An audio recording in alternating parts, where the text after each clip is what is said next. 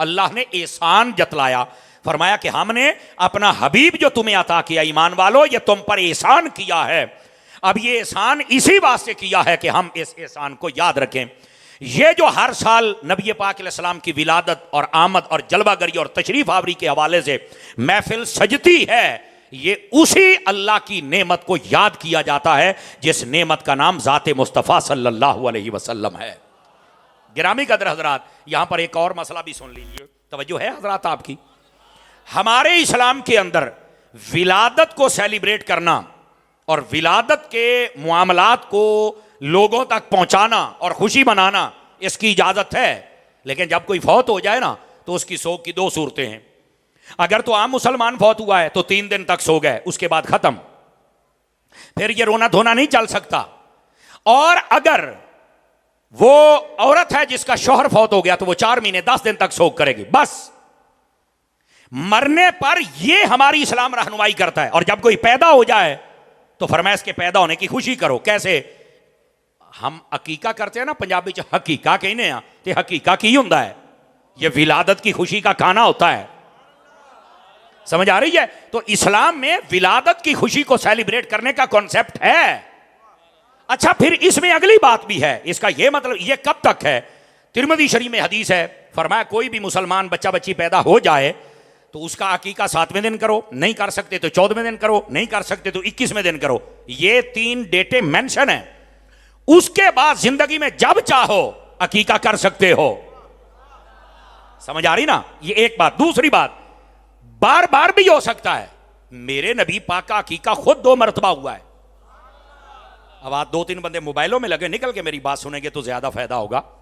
तवज्जो है? मोबाइल जेबों में डालिए शाह जी, ये बंज पाओ, उधर मेरे हाल देखो, आज जरा मुझे मजा आएगा ना कि आप मेरी बात सुन रहे हैं। तवज्जो मेरी तरफ रखिएगा जरा। नबी पाक का अकीका 2 मरतबा हुआ। एक मरतबा जब आप पैदा हुए ना तो हजरत सैयदना अब्दुल मुत्तलिब जो नबी पाक के दादा जान से, उन्होंने 1 मरतबा अकीका कर दिया।